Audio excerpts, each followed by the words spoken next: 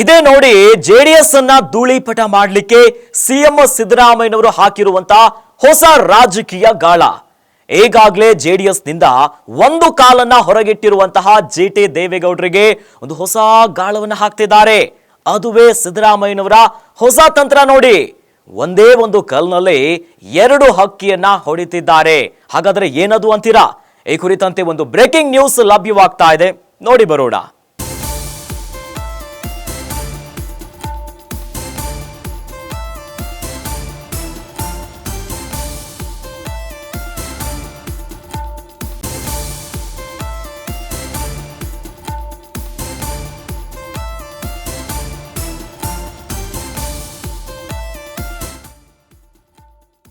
ಜಿಟಿ ದೇವೇಗೌಡಗೆ ಯಾಕೆ ಕರೆ ಮಾಡಿದ್ರು ಸಿಎಂ ಸಿದ್ದರಾಮಯ್ಯನವರು ಅನ್ನುವಂತಹ ಅನುಮಾನಗಳು ಶುರು ಆಗ್ತಿದೆ.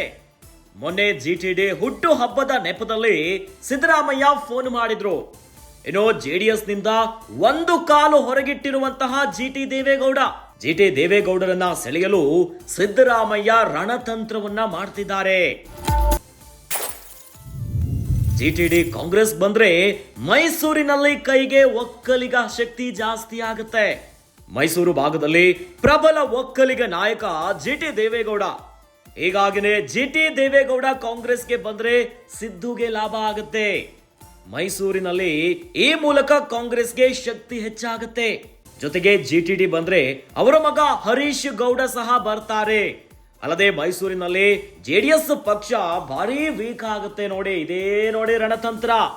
ಈ ಮೂಲಕ ಒಂದೇ ಕಲ್ಲಿನಲ್ಲಿ ಎರಡು ಹಕ್ಕಿಯನ್ನ ಹೊಡೆಯಲು ಸಿದ್ದು ಪ್ಲಾನ್ ಮಾಡ್ತಿದ್ದಾರಂತೆ. ಈಗಾಗಲೇ ಜೆಡಿಎಸ್ ನಿಂದ ಒಂದು ಕಾಲನ್ನ ಹೊರಗಿಟ್ಟಿರುವಂತಹ ಜೆಡಿಎಸ್ ನ ಹಿರಿಯ ನಾಯಕ ಜಿಟಿ ದೇವೇಗೌಡಗೆ ಸಿಎಂ ಸಿದ್ದರಾಮಯ್ಯ ಗಾಳ ಹಾಕ್ತಿದ್ದಾರೆ ಎನ್ನಲಾಗ್ತಿದೆ.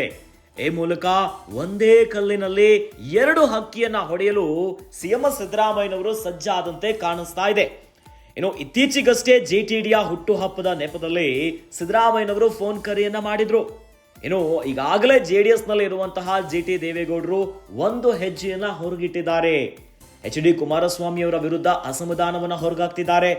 ಇದರ ಜೊತೆಯಲ್ಲಿ ಚನ್ನಪಟ್ಟಣ ಕ್ಷೇತ್ರವನ್ನ ಸೋತು ಮೇಲಂತೂ ನಿಗಿ ಕೆಂಡುವಾಗಬಿಟ್ಟಿದ್ದಾರೆ. ಆದ್ರೆ ಈಗ ಜಿಟಿ ದೇವೇಗೌಡರನ್ನ ಸೆಳೆಯಲಿಕ್ಕೆ ಸಿದ್ದರಾಮಯ್ಯ ರಣತಂತ್ರ ಮಾಡದಂತೆ ಕಾಣಿಸ್ತಾ ಇದೆ.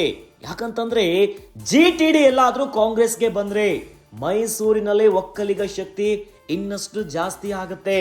ಮೈಸೂರು ಭಾಗದಲ್ಲಿ ಪ್ರಬಲ ಒಕ್ಕಲಿಗ ನಾಯಕನಾಗಿ ಗುರುತಿಸಿಕೊಂಡಿದ್ದಾರೆ ಜಿಟಿ ದೇವೇಗೌಡರು. ಹೀಗಾಗಿ ಜಿಟಿಡಿ ಎಂಟ್ರಿಯಿಂದ ಕಾಂಗ್ರೆಸ್ಗೆ, ಅದರಲ್ಲೂ ಕೂಡ ಸಿದ್ದುಗೆ ಲಾಭ ಆಗುತ್ತೆ. ಮೈಸೂರಿನಲ್ಲಿ ಈ ಮೂಲಕವಾಗಿ ಕಾಂಗ್ರೆಸ್ ಶಕ್ತಿಯನ್ನ ಹೆಚ್ಚು ಮಾಡಬಹುದು. ಇದರ ಜೊತೆಯಲ್ಲಿ ಜಿಟಿಡಿ ಎಲ್ಲಾದ್ರೂ ಕಾಂಗ್ರೆಸ್ಗೆ ಎಂಟ್ರಿಯನ್ನ ಕೊಟ್ರೆ ಅವರ ಪುತ್ರ ಹರೀಶ್ ಗೌಡ ಸಹ ಬರ್ತಾರೆ. ಅಲ್ಲದೆ ಮೈಸೂರಿನಲ್ಲಿ ಜೆಡಿಎಸ್ ಪಕ್ಷ ವೀಕ್ ಆಗುತ್ತೆ.